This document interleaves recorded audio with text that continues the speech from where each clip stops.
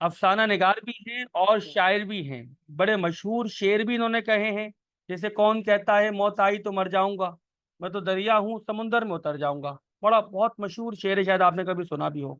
तो अहमद नदीम कासमी की दो पहचान है, एक बहैसियत शायर और एक बहैसियत अफसाना निगार। लेकिन मुझे बहैसियत शायर से ज्यादा वो अफसाना निगार बहुत अच्छे लगते हैं। अच्छा, अफसाना निगार होने में क्या खास बात है उनके यहाँ पर, वो हम देखते हैं क्या क्या मौज़ूआत है उनके यहाँ पर, उनका जबान व बयान कैसा है। ठीक है। सबसे पहले इनका तारुफ में हमें ये बात मालूम है कि जनाब 1916 में पैदा हुए और 2006 में उनका इंतकाल हो गया। अच्छा, वो सहाफ़ी भी थे, कालम नवीस भी थे, वो अफसाने भी लिखते थे। और जो है, लेकिन जो उनकी असल शोहरत थी वो अफसाने के तौर पे सामने आई। अच्छा, आप तरक्की पसंद तहरीक से वाबस्ता थे। कौन सी तहरीक से वाबस्ता थे मरियम? तरक्की पसंद तहरीक से। अब तरक्की पसंद तहरीक क्या तहरीक है जिसकी वजह से उनको 2 बार जेल भी जाना पड़ा? ये कौन सी तहरीक है भाई? किसी किसी को मालूम है? मैंने बताया था शायद कभी। आमना अहमद, तरक्की पसंद नहीं तहरीक पता। से वाबस्ता रहा है, नहीं मालूम? मलिका आतिफ नहीं मालूम? जल्दी से बताते जाए। नायरा फौजी नहीं मालूम? सर मतलब माशरी मसाइल का कोई हल ढूंढना। बहुत करीब का जवाब दिया आपने नायरा फौजी। तरक्की पसंद तहरीक आमना अहमद वो तहरीक थी जिसका मकसद था लिटरेचर का जो टॉपिक है उसको चेंज करना। मैंने ये बात पहले भी बताई थी जब मैं अफसाने का मैंने स्टार्ट लिया था सबसे पहली क्लास में, कि तरक्की पसंद तहरीक से पहले अफसाने में या शायरी के अंदर सिर्फ बादशाहों की बात होती थी या दिल बहलाने की बात होती थी कि उसकी जुल्फें ऐसी, उसकी इश्क मोहब्बत की बातें होती थी।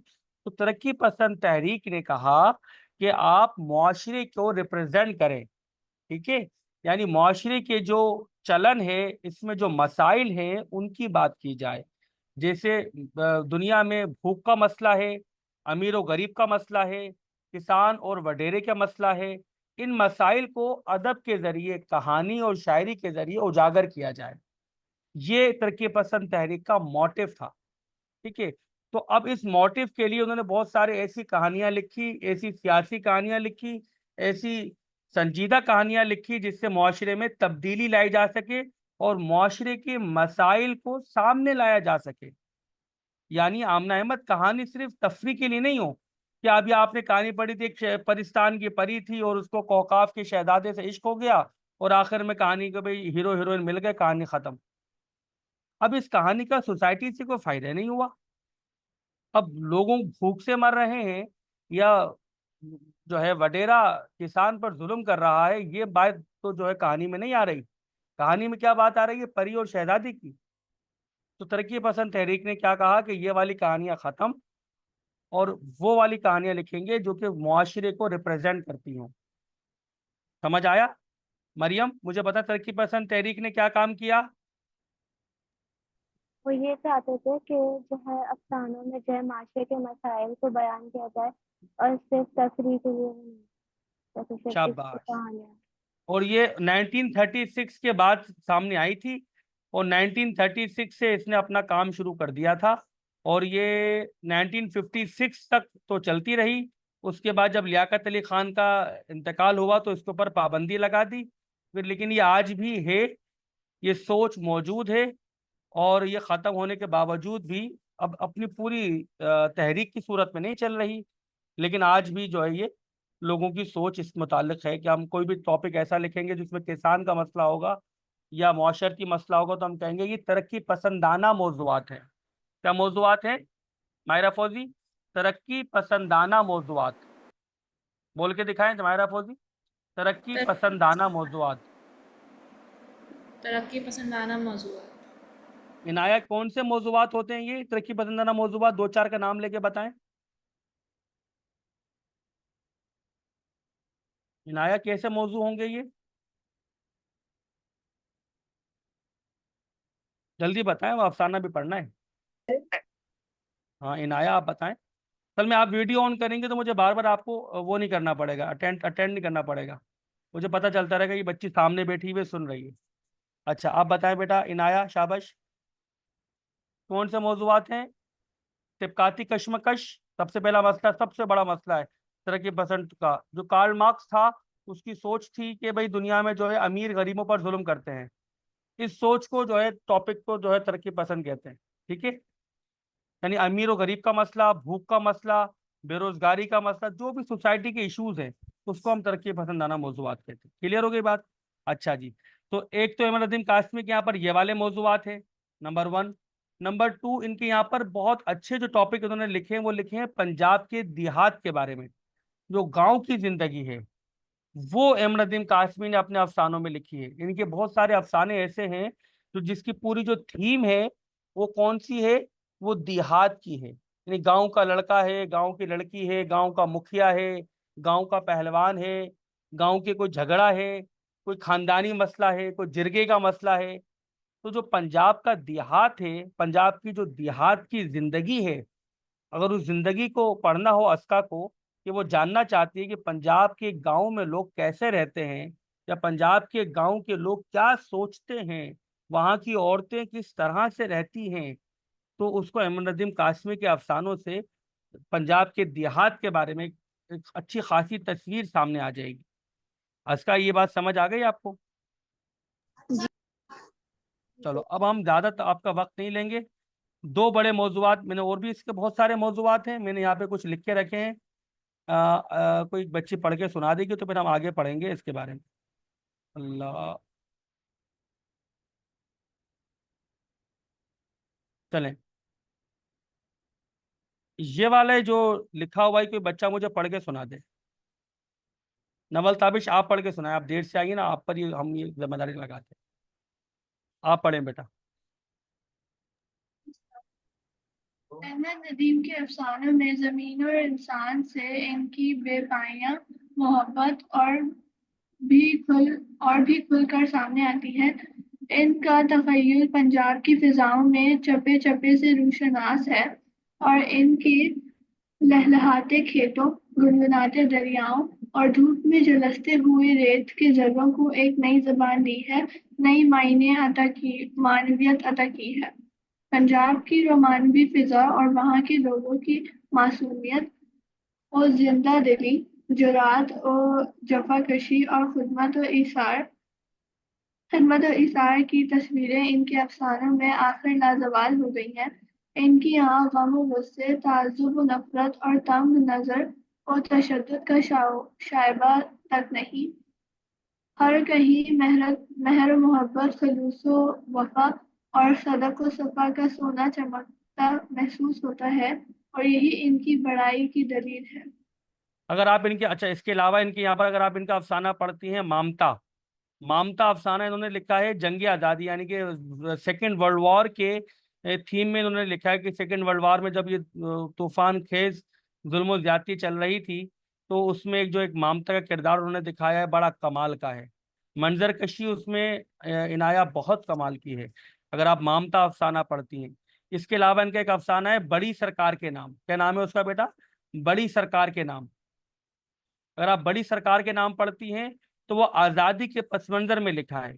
एक ऐसी महाजिर औरत की कहानी है जिसने पाकिस्तान आने से पहले अपना, अपने शौहर, अपने भाई, अपना एक बेटा भी गालबन खो दिया, एक छोटे से बच्चे को गोद में लिए वो पाकिस्तान आती है, और आकर उसको कुछ भी नहीं मिलता पाकिस्तान में।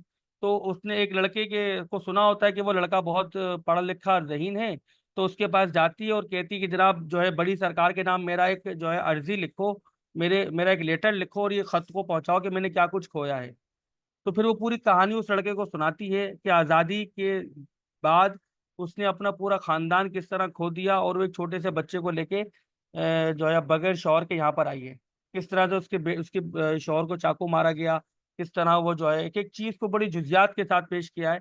और आखिर में जब वो लड़का उसको बताता है कि ये खत जब ये आगे पहुंच गया तो आपको तो जो है पकड़ लेगा कि आपने जो इतने सख्त और सख्त तरीन अल्फाज कहे हैं मुल्क के बारे में, तो वो फौरन हाथ से लेटर लेती है और फाड़ के फेंक देती है कि जो मेरा बचा कुचा खानदान है वो भी तबाह थोड़ी करवाना मुझे। तो इतना बड़ा तंज मुआशरे का इस अफसाने में नजर आता है। इसका नाम क्या है? बड़ी सरकार के नाम। अगर आपको फुर्सत मिले तो ये अफसाना भी आप लाजमी पढ़े, खासकर ये वाला अफसाना लाजमी पढ़ें, बड़ी सरकार के नाम। अगर वक्त मिला तो हम ही पढ़ लेंगे कल परसों में, या फिर आप खुद पढ़िएगा। ठीक है जी। अब हम अफसाने की रीडिंग करते हैं और कोशिश करते हैं कि अफसाने को हम समझें। अच्छा, अफसाने में एक मुख्तसर सी कहानी है जिसमें एक अमीर आदमी है और एक गरीब तांगे वाला है जिसका बाप बीमार है, और वो अपने बीमार बाप के लिए बड़े आदमी की सिफारिश लगवाना चाहता है। किसी तरह मुझे एक बड़े आदमी की सिफारिश मिल जाए ताकि मेरे बाप की आंखों का इलाज हो सके। ठीक है। अब ये पूरी कहानी का जो है तीन चार किरदार हैं। एक तो वो तांगे वाला किरदार है, नंबर वन। नंबर टू में है किरदार उसका बड़े आदमी का किरदार। बाकी जो भी किरदार है बस उनका जिक्र आएगा, वो पूरी तरह से शामिल नहीं होंगे अफसाने में। ठीक है जी। अफसाना पढ़ते हैं, उम्मीद है आपको समझ आएगा, आपको अच्छा लगेगा। कहानी का क्या खुलासा क्या बताया बेटा मैंने, किसी को याद हुआ? एक गरीब टांगे वाला था और एक बड़ा आदमी था। उसके अब्बू जो थे वो बीमार थे और वो चाहता था वो किसी बड़े आदमी की सिफारिश लेकर अपने अब्बू का इलाज करा ले। बस ये पूरी कहानी है, लुबे लुबाब इसका ये है। बाकी जो भी कुछ होगा वो उसमें मंजर कशी, जज्बात, जुजियात, ये सब इसके अंदर शामिल होंगे। कोई एक बच्ची जो कि अच्छी रीडिंग करती हो और जल्दी जल्दी पढ़ती हो वो जरा इसको पढ़े, लेकिन बहुत जल्दी ना पढ़े।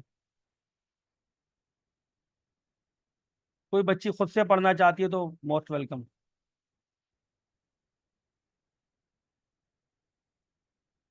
अस्का की जिम्मेदारी लगा रहा हूँ फिर मैं। अब अस्का भी देर से आई थी ना, अस्का बेटा आ जाए, आप शुरू करें। जी जी। मोहल्ले की बड़ी गली के मोड़ पर तीन चार टांगे हर वक्त मौजूद रहते हैं, मगर उस रोज मैं मोड़ पर आया तो वहाँ एक भी टांगा नहीं था। मुझे खासी दूर भी जाना था और जल्दी भी पहुंचना था, इसलिए टांगे का इंतजार करने लगा। टांगे तो बहुत से गुजर रहे मगर सब लगे हुए थे। अचानक मैंने पीके को जो अ, जवान को अपनी तरफ आते देखा तो पुकारा, भाई फीके, टांगा कहाँ है? अम, टांगा लाओ ना। टांगा तो टांगा तो बाबूजी आज नहीं जोड़ा है, फीके ने जवाब दिया। मैंने देखा अब कि जोड़े से फीका जो मुराद समझ नहीं आप, क्योंकि तांगा क्या होता है, घोड़ा अलग होता है, उसके साथ जो बैठने की जगह होती थी वो अलग होती थी। तो घोड़े और टांगे को जो है आपस में जोड़ना पड़ता था, तो वो पूरी एक जो है घोड़ा गाड़ी तैयार हो जाती। तो आम बग्गी का भी शादी ब्याह में आपने देखा होगा, एक आम तजर्बा है। आगे पढ़ें। मैंने देखा कि फीका जो जवान और पहलवान का पहलवान था, आज इतना अब मासूम लग रहा था।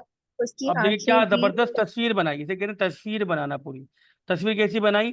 कोचवान का कोचवान और पहलवान का पहलवान, यानी कि एक जो है अच्छा हट्टा कट्टा पहलवान नुमा आदमी था कोचवान। और आमतौर पे होते भी हैं इस तरह के। लेकिन आज क्या लग रहा था, उसको मासूम लग रहा था। तो मुसन्निफ को बड़ी हैरत हुई कि भाई क्यों इस कदर मासूम लग रहा है, ये तो बड़ा ताकतवर सा लगता है हमेशा। आगे पढ़े। उसकी आंखें भी सुरमे से महरूम थीं और बूटी की तरह सुर्ख हो रही थीं। क्या बात है फीके? मैंने पूछा। वो बोला, बाबूजी एक काम है। हाँ हाँ कहो, मैंने कहा। काम ये है बाबूजी कि आप मेरे बाबू को तो जानते हैं ना। फीका बोला, उसकी एक आंख चली गई है। ओहो, मुझे दुख हुआ। कैसे गई? क्या हुआ? हादसा हुआ? उस वक्त फीका मुझे ऐसा लग जैसे नहीं, यहाँ से पढ़े, उसके चूड़े चकले यहाँ से पढ़े, सीने यहाँ से पर। यहाँ से पढ़े। जी नहीं, ठीक। जी फीके के नहीं, चेहरे पर फीके के भोलापन और चेहरे पर भोलपन। भोलेपन का एक और छींटा पड़ गया। यहाँ से पढ़े ना बेटा, लाल लाल तो लेकिन वो क्या हर हद। वक्त हाँ। रहती थी और हम्म। उसमें और उसमें पानी हाँ, बहता रहता लाल था। लाल तो वो हर वक्त रहती थी और उसमें से पानी बहता रहता था। आप तो जानते हैं। आप तो बाबा के उसमें साथ से कई बार पानी बहता टांगे रहता पर था। बैठे हैं। आप तो जानते हैं, आप तो बाबा के साथ कई बार टांगे पर बैठे हैं। तो बाबूजी, कल क्या हुआ कि बाबा मुसरी शाह में से गुजरा तो सांडे का तेल बेचने वाला एक हकीम सुरमा बेच रहा था। बाबा ये सुरमा ले आया और हमें बताया कि उससे आंख की लाली जाती रहेगी। हकीम ने खुदा रसूल की कसम खाकर कहा है और ये भी कहा है कि कि ना जाए तो कयामत के दिन मुझे गर्दन से पकड़ना। मैंने भी कह दिया कि हकीम खुदा रसूल को बीच में डाल रहा है तो जरा सा लगा ले। अम्मा ने भी यही सलाह दी।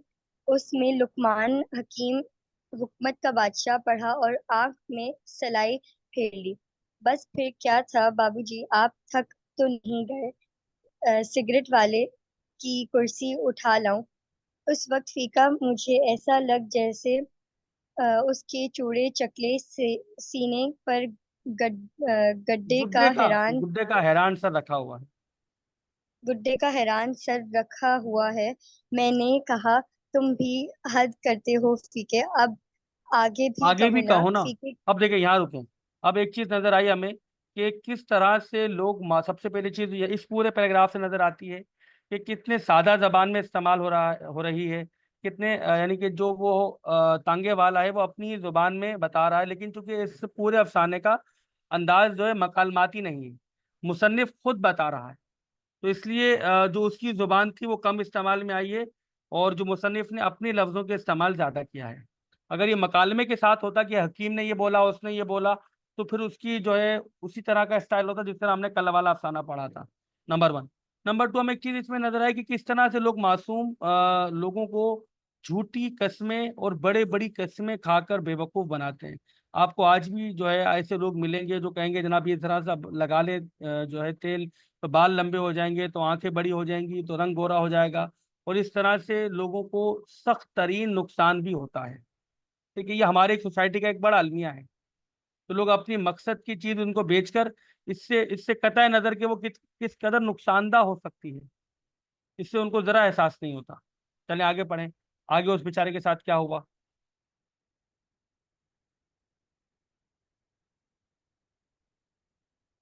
पीके की आंखों में ममनूनियत की नमी जागी। वो बोला, बस बाबूजी खुदा आपका भला करे। रात तो चीख चाक कर गुजार दी। फिर सुबह को मोहल्ले के सारे कोचवान इकट्ठे हुए तो उनमें से चच्चा शीदे ने कहा कि पोस्ट के डोडे पानी में उबालो और इसी पानी से आंख धो।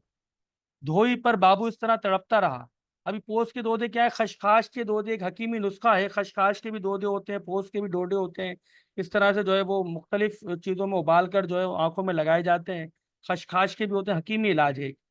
आगे पढ़े बेटा। फिर किसी ने कहा कि पालक का साग उबाल कर बांधो। जब खोला तो बाबा ने साफ कह दिया कि आप क्या जतन करते हो, आंख का दिया तो बुझ गया। हमारे घर में तो पट्स पड़ गई, यानी मातम मातम छा गया। बाबूजी उसे अस्पताल में ले गए, फिर दूसरे में ले गए, दोनों में जगह ना थी। दोपहर को राजगढ़ के एक कोचवान ने बताया कि इस साल म्यू अस्पताल में चौकीदार है, इसकी सिफारिश से जगह तो मिल गई पर बरामदे में, वो भी ऐसी बात नहीं। पर बाबूजी शाम होने को आई है और अभी तक कोई डॉक्टर तो क्या कोई नर्स भी इधर नहीं आई। यहाँ तक पढ़ लिया हमने, क्या समझ आया हमें? यहाँ तक मुझे बताएं कोई बच्ची। इनाया आप बताएं, अब तक क्या समझ आया आपको? इनाया, इनाया, इनाया, मलिका, मलिका आती बेटा, आप मौजूद हैं? जी सर।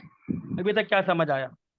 सर ये समझ में आया कि जो मुसन्निफ थे वो पहले शुरू में टांगा ढूंढ रहे थे, क्योंकि उन्हें कहीं जाना था और वो लेट हो रहे थे, तो इसलिए उन्होंने सोचा कि वो वहीं रहेंगे टांगा ढूंढने। फिर एक फीके नामी एक टांगा वाला आया और वो मतलब रो रहा था। नहीं, वो बहुत मासूम लग रहा था, हालांकि हर दिन वो जो मतलब हर रोज जो होता है वो बहुत तगड़ा होता है, लेकिन आज के दिन वो बहुत मासूम लग रहा था। उसकी आंखों में तो सुरमा भी उन्होंने, नहीं था। हाँ, उसकी आंखों में और फिर वो मतलब मुसन्निफ ने फीके से पूछा कि हुआ क्या है, तो फीके ने बताया कि उसके जो अब्बू हैं उनकी आंख खराब हो गई है। जी हाँ। हाँ, हाँ। तो हुआ ये था कि उसके बाबा को आपकी चूना आवाज लग कही। गया था। हाँ हाँ, चूना लगा दिया किसी ने। चूना लगा सांडे के दिया। तेल बेचने वाले ने जो है एक ऐसा जो है इनको सुरमा बेचा, जिसको जैसे ही आंख में लगाया तो उससे उनकी आंखें चली गई। अब लोगों ने अब क्या किया, उनको मुख्तलिफ इलाज बताया। किसी ने पालक का साग उबाल के लगवा दिया, तो किसी ने जो है पोस्ट के डोडे उबाल के लगवाए, लेकिन कोई फायदा नहीं हुआ। ठीक है जी। उसके बाद क्या होता है कि वो अस्पताल जाते हैं, तो अस्पताल में उनको बड़ी मुश्किल से चौकीदार की सिफारिश से एक जगह तो मिल जाती है, लेकिन कहाँ पर मिलती है? बरामदे में जगह मिलती है। ठीक है। और उस बरामदे में सुबह से कोई डॉक्टर तो क्या, कोई नर्स भी अब तक देखने नहीं आई। चलें अब आगे पढ़ें, आगे बेटा मायरा फौजी आप पढ़ें। पर बाबूजी पर बाबूजी शाम होने को आई है और अभी तक कोई डॉक्टर तो क्या कोई नर्स भी इधर नहीं आई। अब आप साहब लोग हैं, ये देखिए हाथ बांधता हूँ, मेरे साथ चलकर किसी डॉक्टर से ये कह दीजिए कि सदीके मरीज़ को ज़रा सा देख ले। ठीक है जी। अब आगे चलते हैं। अल्लाह हो।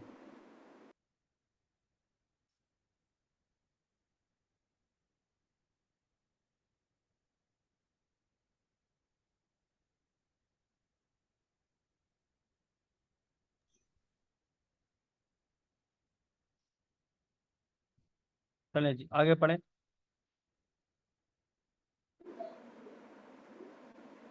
मैंने कहा वहाँ एक डॉक्टर है, डॉक्टर अब्दुल जब्बार, उनसे मेरा सलाम कहो, काम हो जाएगा, ना हुआ तो कल मैं तुम्हारे साथ चलूँगा। इस वक्त मुझे एक दावत में जाना है, नाम याद कर लो, डॉक्टर अब्दुल जब्बार। फ़ीका ठीक। मेरे से शुक्रिया अदा करके चला गया। फिर मुझे एक खाली टांगा मिल गया। जब टांगा मियो हॉस्पिटल के सदर सदर दरवाजे। सदर सदर दरवाजे, सदर का मतलब होता है मेन, सबसे मेन मेन दरवाजा।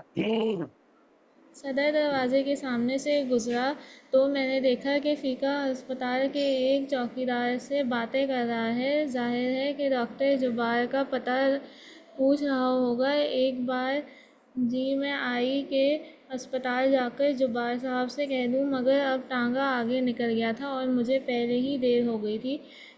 कुछ दूर जा कुछ दूर जाकर घोड़ा फिसलकर गिरा और 10 मिनट तक गिरा रहा। फिर जब उठा और चलने लगा तो यकायक जुबार साहब का स्कूटर मेरे टांगे के करीब से जन से गिर गया। जुबार साहब गुजर मैं गया। गुजर गया। मैं चिल्लाया, जुबार मगर जब्बार साहब की आवाज़ साहब मेरी आवाज़ से तेज निकले। कोई बात नहीं, मैंने सोचा कल कह दूंगा, कल पहला काम यही करूंगा। रात को मैं घर वापस आया तो मालूम हुआ कि फीका कोचवान आया था और कह गया था कि बाबू आए तो मुझे बुला लें। मैंने सोचा इस वक्त कौन बुलाए, अगर जब्बार साहब अस्पताल ही को जा रहे थे और फीके का काम हो गया है तो शुक्रिया, सुबह कबूल कर लूंगा। और अगर काम नहीं हुआ तो जो भी कोशिश होगी सुबह को होगी। सुबह को मैं अभी बिस्तर से नहीं निकला कि फीके ने दरवाजा खटखटाया। मालूम हुआ कि रात जब्बार साहब ड्यूटी पर नहीं थे। उनकी ड्यूटी आज आज दिन की है। यानी तुम्हारा बाप दिसंबर की सर्दी में बरामदे ही में पड़ा रहा। मैंने अपने अंदाज में तशवीश जाहिर की। उसने जी हाँ वो बोला, मगर ये तो ऐसी बात नहीं बाबूजी, आपने हमारा घर नहीं देखा। 10 साल से छप्पड़ में पड़े हैं और इसकी आंख। मैंने पूछा तो उसने कहा वो तो चली गई बाबूजी। फीका बोला, फीका यूं बोला जैसे इसके बाप की आंख को जाया हुए बरसों गुजर चुके हों। मैंने कहा जब आंख जा ही चुकी है तो बेचारे बुड्ढे को अस्पतालों में क्यों घसीटते फिरते हो? वक्त भी जाया होगा, रुपया भी जाया होगा। फीका बोला, बाबूजी क्या पता आंख के किसी कोने खदेड़े में बिनाई के जो है कोई भूरा पड़ा रह गया हो। देखिए चूल्हा बुझ जाता है तो जब भी देर तक राख में हाथ नहीं डालते, क्या पता कोई चिंगारी सुलग रही हो। क्या खूबसूरत जुमला है, दोबारा सुनो। फीका बोला, बाबूजी क्या पता आंख के किसी कोने खदेड़े में बिनाई का कोई भूरा पड़ा रह गया हो। देखिए चूल्हा बुझ जाता है तो जब भी देर तक राख में हाथ नहीं डालते, क्या पता कोई चिंगारी सुलग रही हो। मैं इस बात से चौंका। आज तक फीके ने मुझसे सिर्फ चारे की महंगाई और आटे में मिलावट के मौजू पर बातें की थी। फिर वो आदित्य से बोला, बाबूजी जरा सा मेरे साथ चल लें। मेरे जिस्म में से नींद अभी पूरी तरह गायब हुई थी। फिर नहाना था, शेव करना था, चाय पीनी थी। मैंने कहा मैं तुम्हें अपना कार्ड दिए देता हूँ, वो डॉक्टर जब्बार को दिखा दो, बड़े यार आदमी है, फटाफट काम कर देंगे।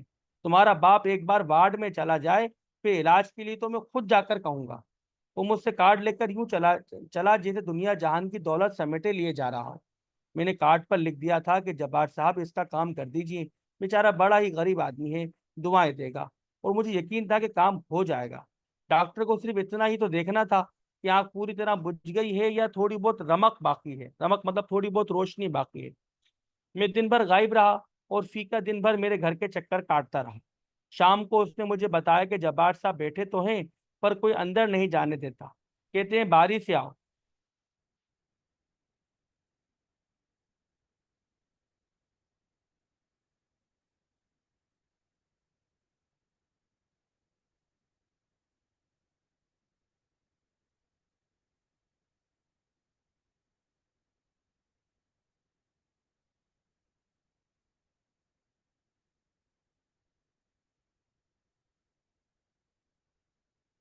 मेरी बारी तो आई ही नहीं। घुटना पजामे से झांक रहा हो तो बारी कैसे आए बाबूजी। फीके ने मुझे एक बार फिर चौंका दिया। न जाने पहलवान फीके के अंदर ये हसास फीका इतने बरसों से कहाँ छुपा बैठा था। मैंने वादा किया कि कल जरूर चलूंगा। अब तो शाम हो गई है। दूसरे दिन सवेरे ही मुझे शेखुपुरा जाना पड़ गया। रात को वापस आया तो मालूम हुआ कि फीका आया था। उसके बाद 3 दिन तक मैंने ज्यादा वक्त घर पर गुजारा मगर फीका ना आया।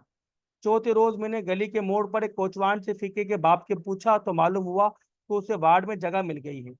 इतने में फीका भी आ निकला। मुझे जरा सी निदामत थी इसलिए झूठ बोलना पड़ा। क्यों फीके, फीके जब्बार साहब ने काम कर दिया ना।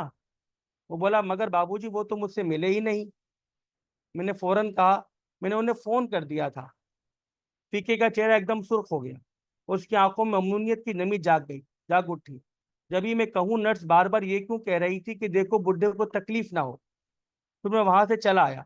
मेरे कदम आहिस्ता आहिस्ता उठ रहे थे मगर जहन जैसे शिकस्त खाकर भागा जा रहा था। रात को नींद ने निदामत दूर कर दी मगर सुबह ही फीका दरवाजे पर मौजूद था। आपकी मेहरबानी से दाखिला तो मिल गया पर अब उन्होंने बाबा को कोट लखपत के अस्पताल भेज दिया है। ये तो बड़ा गजब हुआ बाबूजी। आज मैं अम्मा को साथ लेकर गया। 2 रुपए गुल हो गए, कुछ जो हो सके तो कीजिए।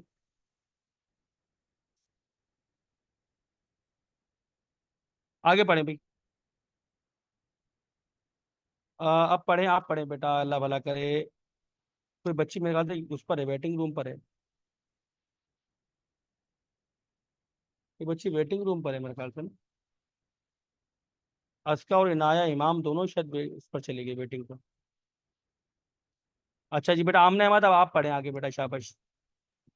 मैंने कहा मैं अभी जाकर डॉक्टर जब्बार को फ़ोन करता हूँ। मैंने फ़ोन किया भी डॉक्टर, मगर डॉक्टर साहब ना मिल सके। फिर मसरूफियतों में बात आई गई होगी।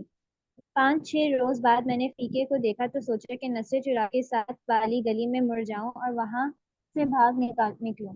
मगर फीका लपक कर मेरे पास आया और बोला, बाबूजी समझ में नहीं आता आपके किस किस एहसान का बदला उतारूंगा। झूठ ने मेरी नदामत को कान से पकड़ कर एक तरफ हटा दिया। वापस आ गया ना तुम्हारा बाबा, फीका बोला। वापस भी आ गया और ऑपरेशन भी हो गया। जुम्मा को पट्टी खुल रही है, दुआ कीजिए। मैंने कहा अल्लाह रहम करेगा। फिर वो जुमे की शाम को आया तो बोलते ही जार जार रोने लगा। बाबूजी गजब हो गया। पट्टी खोली तो पता चला गया कि एक आंख तो पता गई चला। थी। पता चला कि एक आंख तो गई थी, दूसरी भी असर पड़ गया है। कहते हैं अब पहले ऑपरेशन का जख्म सिले तो दूसरा ऑपरेशन होगा और दूसरी आंख का भी होगा। मैंने उसे तसल्ली दी और उसे साथ लेकर सामने एक दुकान से डॉक्टर जब्बार को फोन किया। मगर बदकिस्मती से वो फोन पर मौजूद न थे। फिर मैंने उससे वादा किया कि कल जाकर डॉक्टर जब्बार से मिलूंगा। वो अस्पताल में ना हुए तो उन्हें घर में जा पकड़ूंगा। दूसरे दिन मैं जा तो ना सका, अलबत्ता डॉक्टर जब्बार को फोन जरूर किया। वो फिर गायब थे। इधर फीका भी गायब हो गया। शायद वो 2.5 हफ्ते बाद दरवाजे पर दस्तक हुई। नौकर ने आकर बताया कि फीका को चवान आया है। मैंने भी इसे खिड़की में से देख लिया, बिल्कुल हल्दी हो रहा। मैंने नौकर हल्दी हो से रहा पूछा था। क्या तुमने मैंने नौकर से पूछा क्या तुमने इसे बता दिया कि मैं मौजूद हूँ। जी हाँ, नौकर बोला। बस मेरे मुंह से निकल गया। बड़े अहमक आदमी हो। मैंने उसे डांटा और कहा जाओ कह दो कपड़े बदल रहे हैं, आते हैं। कपड़े तो मैंने बदल रखे थे, अलबत्ता मैं अपने तेवर बदलने की कोशिश करने लगा। फिर अचानक ख्याल आया कि कितना छोटा आदमी हूँ। 2 पैसे या 2 रुपए या चलो 2 लाख की भी बात नहीं, 2 आंखों की बात है और मैं झूठ बोले जा रहा हूँ। मुझे फीके के सामने एतराफ कर लेना चाहिए कि मैं तुम्हारे लिए कुछ नहीं कर सका।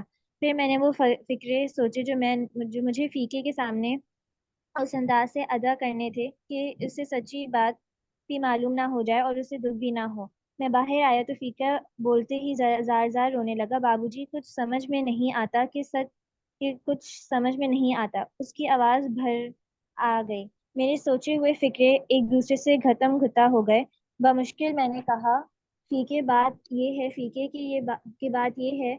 आंसुओं से भीगा हुआ बच्चों की तरह गोल गोल सुर्ख चेहरा लिए फीका उठा और बोला, बाबूजी, कुछ समझ में आता।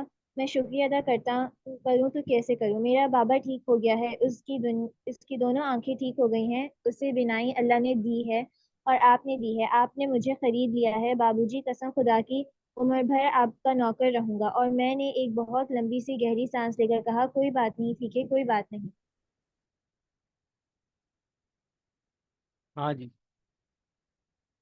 अब बताएं कैसा कैसा रहा, क्या समझ आया, क्या सीखा, क्या राय दी, क्या मौजू लगा। मैं जानबूझ के कुछ नहीं बताता कि आपसे पूछूं क्या क्या समझ आया। सबसे पहले मलिक आतिफ आप बताएं, तो अस्का तो क्लास में इन आउट रही है। आप बताएं मलिक आतिफ क्या समझ आया। मलिक आतिफ क्या समझ आया, मुसन्निफ क्या कहना चाह रहा है, क्या मौजू है इसका। सर मतलब मुसन्निफ ने सिफारिश करी नहीं, लेकिन उसने झूठ बोल के कहा कि करी। अच्छा, तो क्या मतलब हुआ इससे, क्या मैसेज क्या कन्वे करना चाह रहा है मुसन्निफ। आमना अहमद आप बताएं कुछ। कोई भी बच्ची किसी भी तरह से बोल सकती है, जिसको जो समझ आ रहा है। मैं नाम लूं ना लूं, नाम तो मैं यूं लेता हूं कि आपको और मेंशन हो जाए बस। क्या समझ आया।